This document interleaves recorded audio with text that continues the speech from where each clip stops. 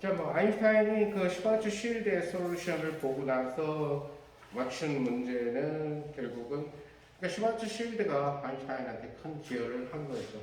어, 우선 그 두 가지 매스 주변에서 어떻게 아인슈타인 방정식을 만족하는 매트릭이 나오는가를 정지에 있는 매스, 그러니까 회전하지 않는 정지에 있는 매스로부터 그 주변이 어떻게 휘어지는 가를 얘기를 한 거고 극단적인 케이스로서 슈바르츠 쉴드 반지름을 생각을 해내게 된 거죠. 태양의 경우는 슈바르츠 쉴드의 반지름이 별 의미가 없는 것이 슈바르츠 쉴드 반지름이 느껴질 정도까지 수축되지는 않으니까 태양의 경우는 태양이 100세 외성으로 간다 하더라도 슈바르츠 쉴드의 반지름이 3km 이내로 되거나 그렇지는 않을 테니까 그러니까 좀 더 이제 거대한 천체들 같은 경우는 슈바르츠 쉴드의 반지름이 그러니까 죽으면서 슈바르츠 쉴드의 반지름이 죽은 별의 외부에 있을 수가 있다는 얘기겠죠, 그죠? 그러면 거기까지 접근할 수 있다는 얘기가 되고 바로 그 죽은 별의 그 표면과 같은 역할을 하게 된다는 얘기겠죠. 우리는 왜냐면 그 안으로 들어갔을 때 피직스가 물리가 깨져버리게 되니까 매트릭 반전이 일어나죠, 그죠? 매트릭이 갑자기 플러스에서 마이너스로 바뀌게 되는 그런 상황이 되니까 거기까지만 상상할 수 있다는 얘기죠. 그러니까 사건의 지평선까지만 상상할 수 있다는 얘기예요. 근데 사실은 코스몰로지를 갖다가 지금 천체 물리를 전공한 사람들은 코스가 이쪽만 그러니까 일반 상대로만 갖고 해결해야 되는 문제는 아니에요. 사실은 일반 상대로 하고 덧붙여서 스텔라 피직스, 별의 물리학이라고 하는 이렇게 두꺼운 책들이 있거든요. 그 별의 물리학 같은 경우는 정말로 옛날 것부터 시작해서 옛날 고대 그 뭐지 절대 등급 정하는 것부터 시작해서 그다음 별까지 거리 구하는 연주 시작법이라든가 파색이 어디에서 나오는가 뭐 이런 거 다 하고 그 다음에 뭐 주기율성의 방정식은 어떻게 되고 백색에서 그 다음에 중성자들 뭐 이런 것들 거기서 이제 블랙홀까지 다 별의 물리학이라는 그게 있다는 그러니까 별이 또 타는 원리라든가 이런 그 뭐지 그 핵융합 과정에 대한 그 핵물리적인 어떤 얘기들이 있어요. 그래서 그런 것들도 하고 그 다음에 이제 아인슈타인 방정식 하고 우리가 이제 맨 마지막에 하려고 하는 소위 프리드만 우주 모형으로 하고 이제 최근에 와서 천체 물리학자들이나 아니면 소립자 물리학자들이 제일 관심 있어 하는 것은 결국은 나중에 얘기하겠지만 다크매터나 다크에너지 같은 경우죠. 일단 우리가 일단 밀도에 기여하는 것이 꼭 질량이 있어야 된다는 얘기는 아니에요. 왜냐면 밀도에 기여하는 것이 질량 밀도도 있을 수가 있고, 오케이? 그죠? 그러니까 에너지에 기여하는 것이 꼭 그 질량이 있는 물질만 에너지에 기여하는 것이 아니라는 얘기예요. 대표적으로 바로 광자가 라스트 매스는 없는데도 불구하고 에너지에 충분한 기여를 했죠. 그죠?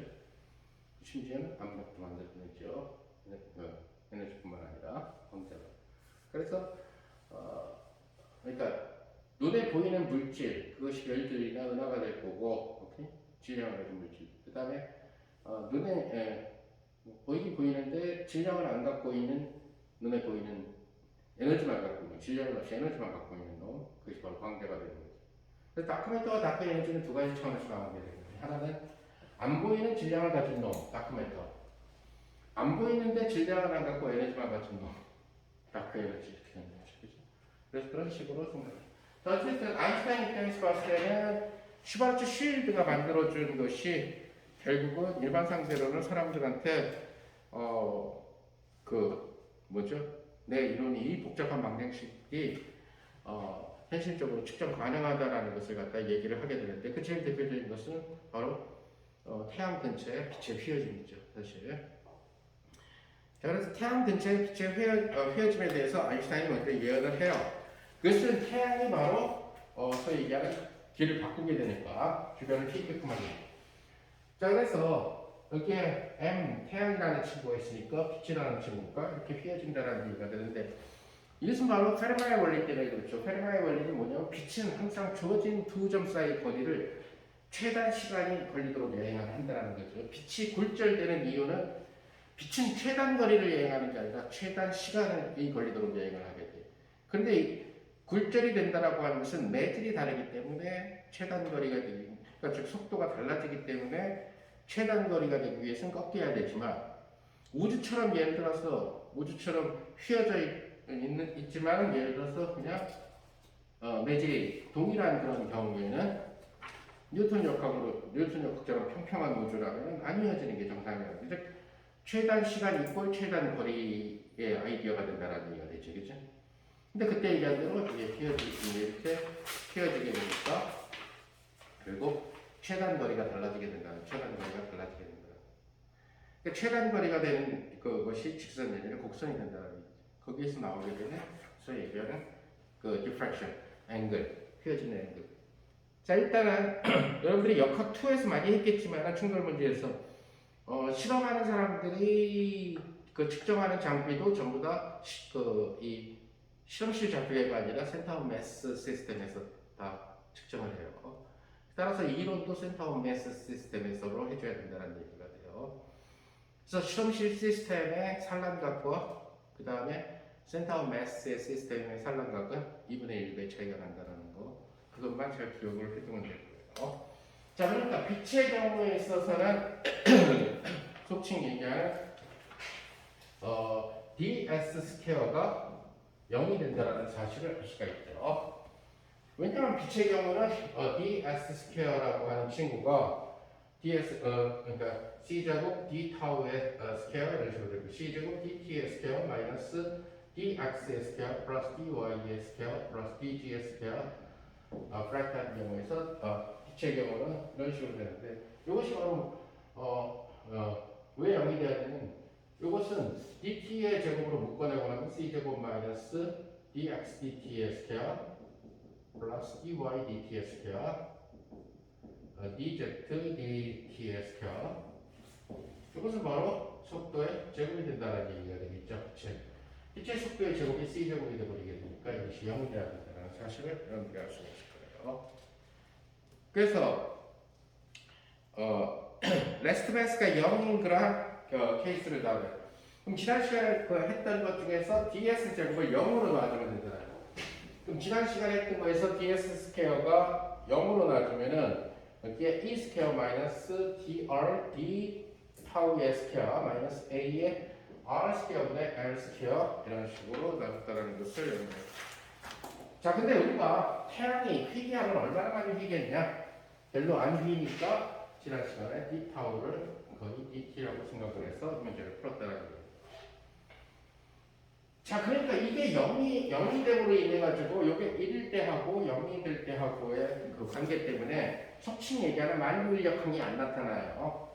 그래서 여기에서 dr dt의 스퀘어는 2의 스퀘어 마이너스 1 마이너스 이거는 바로 r분의 2n r제곱분의 l 스퀘어 이거는 만유인력과 상관없이 나타나야 되는 쉴드 매트릭에 의해서 나타나게 되는 거죠.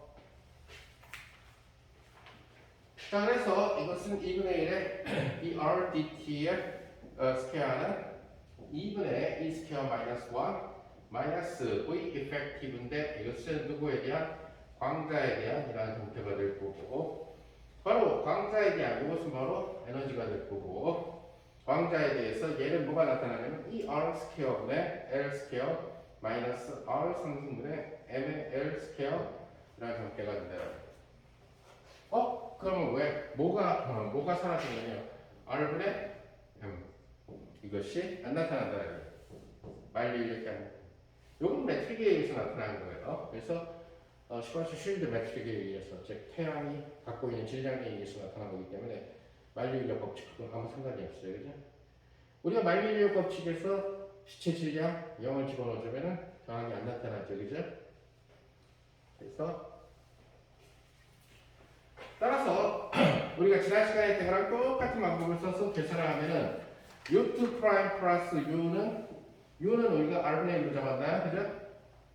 그리고 여기가 c 제곱분의 3gm의 u 스퀘어 여기가 0이 나타난다는 거예요. 지난 시간 노트에서 여기가 gm 나온 게 r 스퀘어였는데 gm 텀이 안 나타난다는 거예요.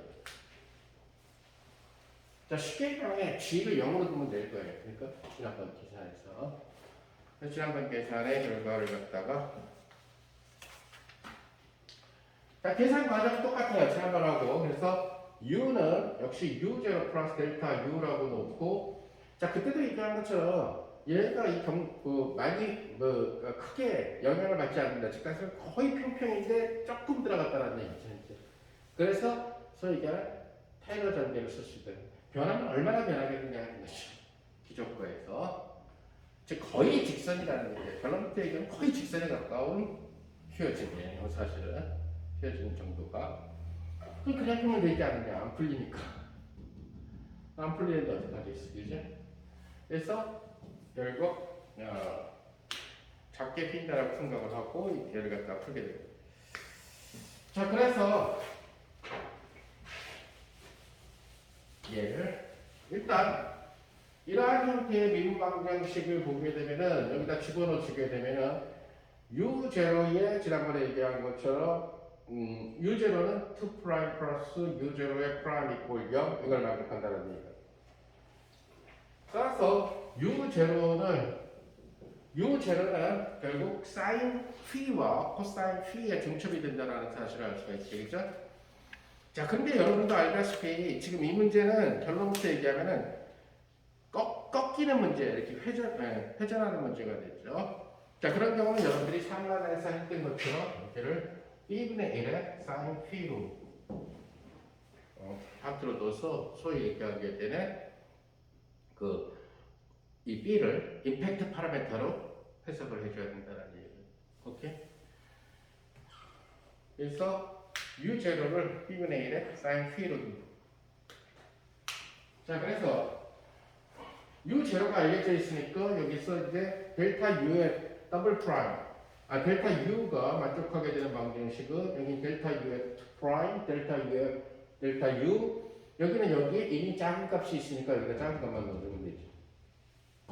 그러니까 델타 U가 만족하는 방정식은 델타 U의 더블 프라임 플러스 델타 U는 C제곱분의 1의 3GM하고 U0의 스퀘어 이러한 형태가 된다는 것을 알 수가 있을 거고 요것은 결국 B제곱 C제곱분의 3GM하고 사인 제곱 phi 이러한 형태로서 쓰여지게 된다는 것을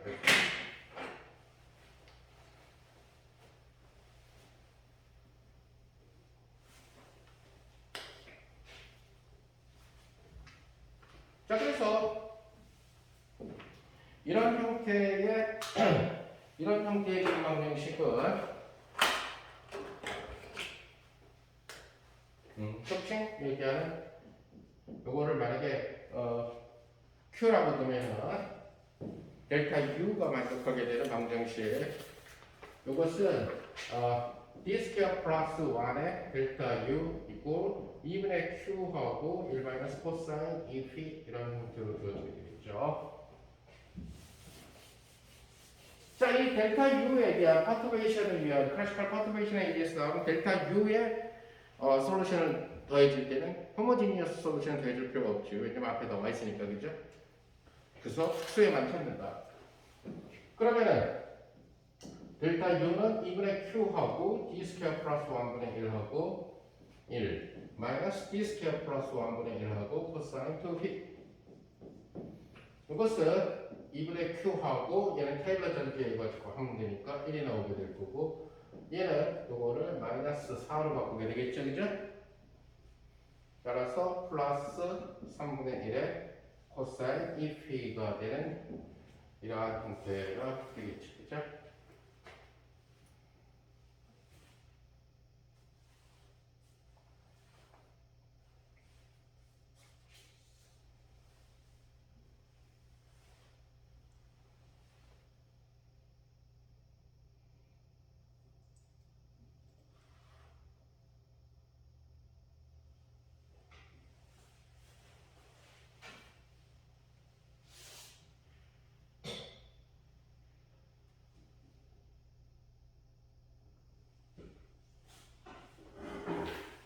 비교 플러스 Y 플러스 2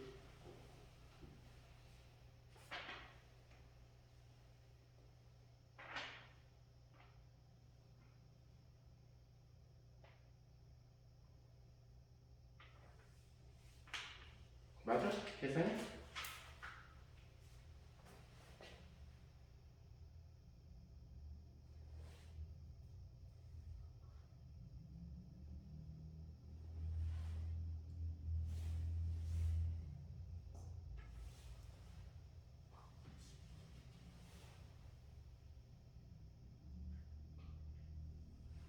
오케이. 그래서 얘는 2분의 q하고 플러스 6분의 q의 코사인 이피 이런 형태로 나온다는 것을 알 수가 있어요.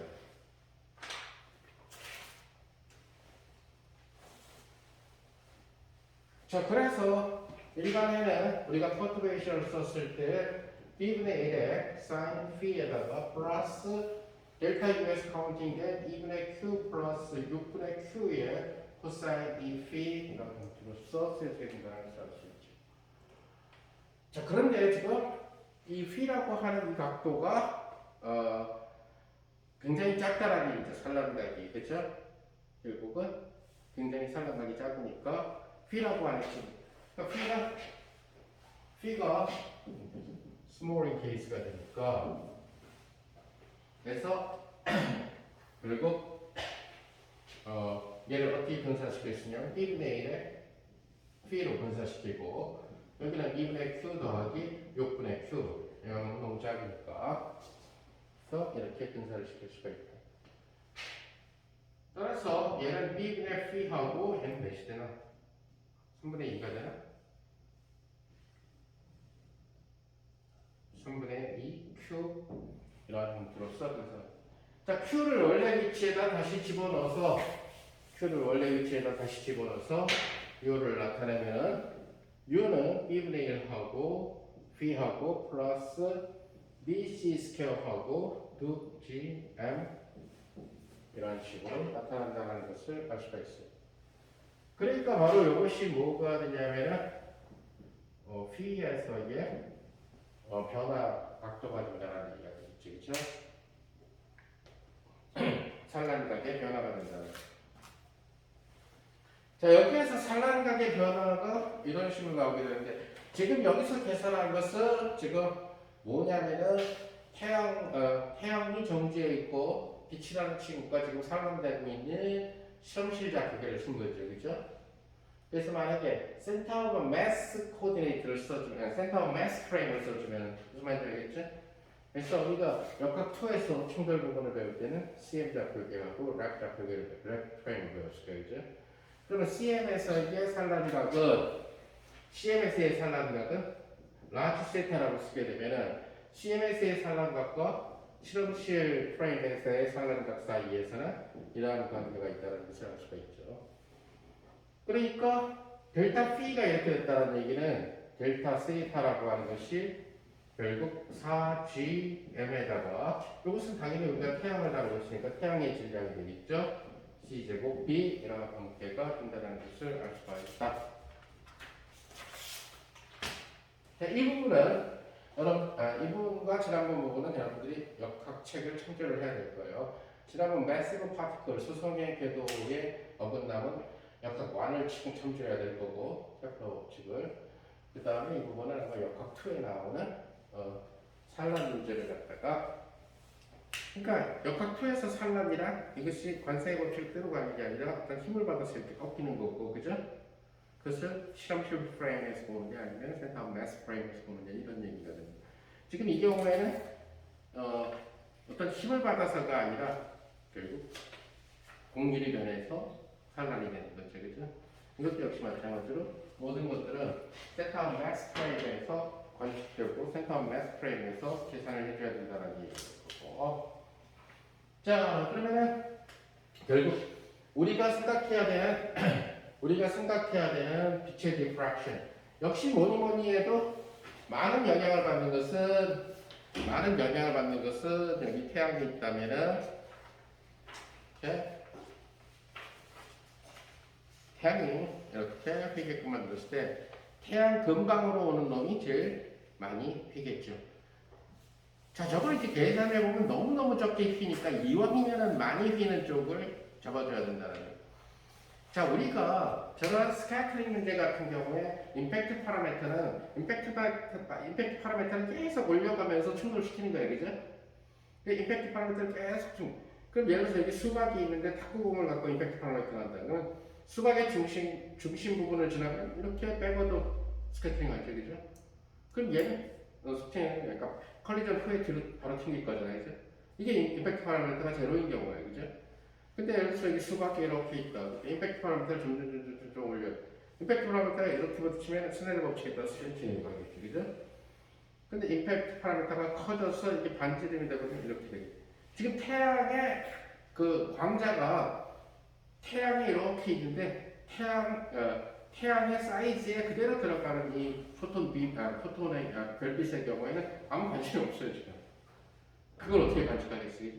그러다 보니까 이렇게 태양이 이렇게 있는데 태양이 주변을 휘게끔 만들었는데 그러니까 태양에 가장 가까이 붙어서 오게 되는 빔이 지구로 올 때 어떻게 휘느냐를 갖다 가져줘야겠다는 얘기가 되겠지, 그죠? 그러면 제일 가까이 붙어 있는 그런 케이스는 뭐냐면 임팩트 파라미터가 뭐가 됐을 때 태양의 반지름이 됐습니다. 그래서 여기에 나와 있는 임팩트 파라미터를 갖다가 즉 이러한 빔을 생각하는 거죠. 그래서 임팩트 파라미터 B를 갖다가 태양의 반지름으로 잡아주는 거죠. 그래서 임팩트 파라미터 그 태양의 반지름으로 잡아줘서 우리가 계산을 해준다. 자, 그러다 보면 바로 여기에다가 태양의 반지름을 집어넣고 그 다음에 태양의 질량, 만리력 상수, 광속 이것을 해주게 되면은 이것이 약 10의 마이너스 5승 오더 정도 레디안으로 그러니까 약 2초 정도라고 하는 레디안 값이 나온다는 얘기가 되겠죠. 2초니까 약 3600분의 2도 정도가 된다는 얘기가 되겠죠. 이거는 이제 도로 표시했을 때의 단위가 되겠죠. 초라는 단위는 레디안의 도로가 단위죠. 이 초라고 하는 휘어진 각도가 아인슈타인 방정식으로 풀어서 나오는 이론치. 그 다음에 속칭 얘기하는 관측치는 1.75초가 나왔다는 얘기죠. 그럼 이런 1.75초의 관측, 1919년 에딩턴의 관측은 바로 태양 주변의 별빛의 위치를 별빛의 휘어짐을 갖다가 잡는 그런 위치입니다. 그럼 태양 주변의 별빛을 어떻게 잡느냐? 에딩턴의 시점은 간단한 거예요. 다시 말하면 우리가 지구 주위를 태양 주위를 지구가 돌지만 관측자는 지구에 있기 때문에 마치 태양이 도는 것처럼 여겨지게 되죠. 내가 안 움직인다는 의미니까, 그죠? 그러니까 내가 회전목만 너무 느리다. 회전 그네를 타면은 회전 그네에 타는 사람은 옆에 있는 그 아이스크림 가게가 돈다라고 생각한다고. 그게 내가 회전 그네를 안 타는 이유야. 그래서 어지러워지거든. 본인 정지에 있어야 될 거라고 여기했던 사람들이나 가게들이 다 돌고 있으니까. 물론 눈을 꼭 감으면 안 보이겠지만. 자, 그래서 지구 입장에서 봤을 때는 지구의 관측자 같은 경우들은 마치 태양이 어떤 황도면을 따라서 움직이고 있다라고 여기게 되는 거죠. 그럼 태양에 비해서 별들은 굉장히 멀리 떨어져 있어요, 일반적으로. 그죠? 그러니까 마치 별들은 태양의 움직임에 비해서 고정되어 있는 것처럼 보이죠. 그러니까 고정되어 있는 별들이 있는데 태양이 별들 사이를 지나가는 것처럼 여겨지게 됩니다.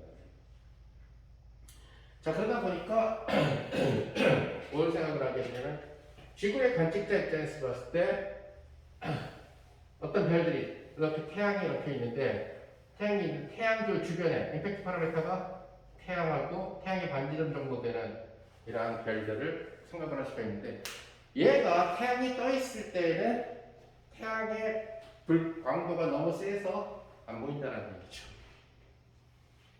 그죠? 태양이 태양 직접 이렇게 해가지고 돈다하더라도 태양의 광도가 너무 세니까 임팩트 파라미터가 태양 반경 정도 되는 그 별빛이 보일 수가 없다는 거예요. 근데 문제는 지구가 태양 주위를 도는데 거꾸로 지구의 관측자가 태양이 황도면을 따라 돈다라고 생각하면 저 별들은 지구와 태양 사이의 거리보다 훨씬 먼 곳에 있기 때문에 저 별들은 거의 정지에 있다라고 생각하고 태양이 저 자리를 6개월 뒤에 비껴간다는 얘기죠. 그러니까 별들은 이렇게 박혀 있는데 어떤 시점에서 보게 되면은 요거는 T1이라는 시각이 있고 그다음에 T2라는 시각이 있겠고 하게 되면 태양이 안 박혀 있을 때가 있어요. 태양이 꺼질 때가 있어요. 그럼 태양이 꺼질 때 이 별들은 이렇게 나타나게 돼요. 그러니까 태양이 없을 때 이 별빛이 오는 방향을 측정할 수가 있을 거고, 그 다음에 태양이 있을 때도 측정을 해야 돼요. 그래야 태양이 있, 자, 태양이 있을 때에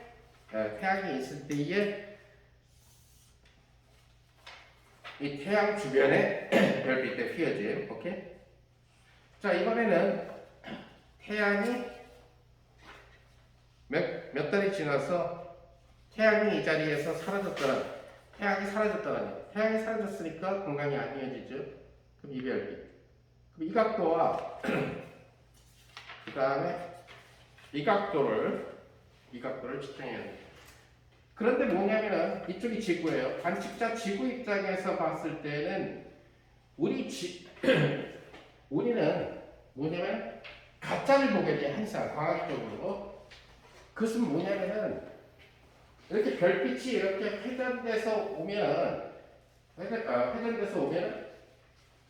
회전돼서 왔다라는 것을 우리는 못 느껴요. 우리 눈도 그렇고 어떤 장치들도 그렇고.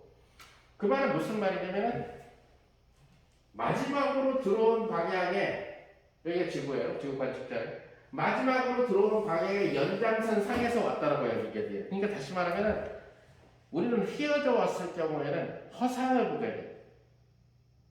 그러니까 내가 저거 별이라고 보고 있는 것이 가짜를 지금 보고 있는 거예요. 이런 방법들 때문에 우리는 사람 죽이는 마술들을 과학적으로 많이 했죠.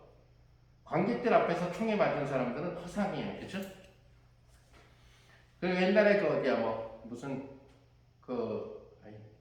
데이비드 카퍼필드가 뉴욕 맨하탄에서 헬리콥터가 건물을 9.11테러처럼 지나가게끔 했던 거, 사람들 눈에 보인 것은 가짜라는 얘기죠.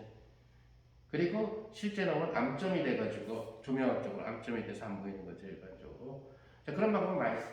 그러니까 대표적으로 예를 들어서 이거죠. 간단하게 얘기하기는 이러한 수조 속에다가 물이라는 친구를 갖다가 하게 돼요. 그러면 빛이라는 친구가 이렇게 꺾여서 여러분들 눈에 오게 된다는 거죠. 그럼 여러분들은 여기에 있는 이 동전이 여기에 있는 걸로 보이게 되냐? 아니라는 얘기죠. 여러분들은 마지막으로 오는 방향의 연장선상, 즉 다시 말해서 여기에 동전이 있는 걸로 보게 된다는 얘기가 되죠. 그렇죠? 그건 어쩔 수 없어요. 우리 눈이 직진 방향에서 온 걸로 인식할 수밖에 없는 구조로 되어 있기 때문에. 그럼 다른 디스플레이가 저거를 휘어져 왔다는 걸 측정합니다. 다른 디스플레이는 전부 다 눈을 흉내내는 거에 불과하다는 거죠. 그래서 결국 여러분들은 허상을 보게 된다는 거예요. 그러니까 만약에 허상과 실상이 생겼다면, 같은 별이 허상과 실상이 생겼다면 휘어져서 온 거고, 안 생겼다면 안 휘어져서 온 거예요. 그러니까 태양이 있을 때 별 사진을 찍어. 태양 사이드에 있는 가까운 별들을 찍어요. 그런데 걔가 태양이 없을 때 별 사진을 찍었을 때랑 같은 위치에서 나타나면 뉴턴이 맞고 아인슈타인이 틀린 거예요. 그런데 다른 곳에서 찍힌다 그러면은 태양 때문에 휘어진 거예요. 그럼 태양이 있는데 어떻게 별 사진을 찍느냐? 그래서 에딩턴이 일식만 노린 거죠. 그나마 태양 주변의 별빛을 갖다가 찍을 수 있을 수 있는 방법은, 측정할 수 있는 방법은 개기일식밖에 없다. 그래서 개기일식은 나는 뭐 정확한 건 잘 모르는데 적도 주변에서 주로 많이 발생한다라고 얘기해요. 개기일식 와인이. 그래서 우리나라 같이 중위도 지방은 개기는 잘 못 보고 아마 부분일식을 봐도 아마 굉장히. 근데 개기일식은 정말 좋기 전에 본다면은 엄청난 쇼죠. 완전히.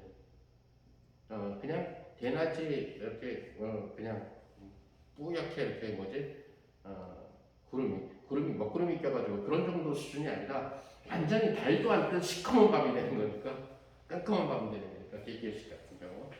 그래서 개기일식 라인이 적도 쪽이다 보니까 결국 에딩턴이 두 군데를 갖다가 잡은 거죠.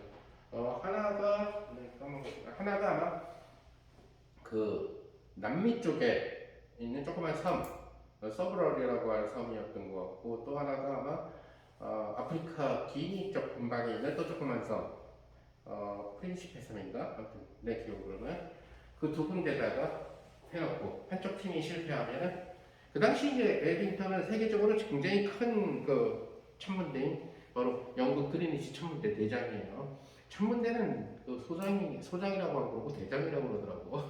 그래서 그러니까 영국이 관측 천문학이 앞서 있는데 그 상황에서 그린치 천문대라고 하는 그 역사적인 그 천문대의 대장을 맡았기 때문에 자기 하고 싶은 거 다 할 수 있다는 거죠. 그러니까 두 팀을 꾸려서 한 팀은 저로 보내고 한 팀은 이쪽으로 보내서 측정을 해라. 그래서 1918년 실험에서는 두 팀 다 실패로 돌아가게 되죠. 저기 그 날씨가 너무 흐려서. 그래서 그리고 결국 1919년에 결국 일식 때 이건 이제 요건 이제 일식이고 요것은 아예 태양이 없는 거고. 그래서 망원경의 각도를 똑같은 데다가 위치를 시켜놓고 두 개의 사진을 갖다가 찍은 거죠.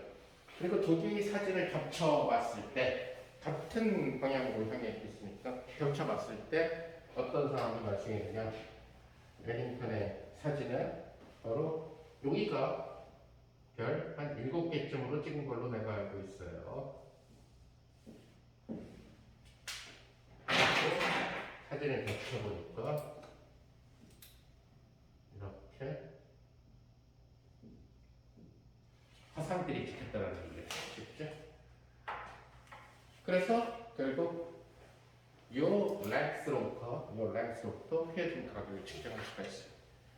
자, 그것은 이제 천문학적인 방법의 소위 얘기하는 삼각측량법이 되겠죠. 별까지의 거리는 소위 얘기하는 여기 있는 연주시차법에 의해서 별까지의 거리는 구할 수가 있으니까, 그죠? 삼각함수를 이용해서. 그 다음에 아크랭스 코의 길이가 나오니까 각도가 나오지. 별까지의 직치라는. 일단은 이것이 달라졌다는 얘기는 휘어졌다는 얘기고, 그걸 통해 가지고 저 거리가 별까지의 실제 거리를 통해서 관측한 결과가 1.75초라는 얘기예요. 아인슈타인의 계산은 약 2초 정도, 그리고 1.75초. 이 정도면 충분하게 그 설명되는 그런 얘기가 됐다는 얘기고.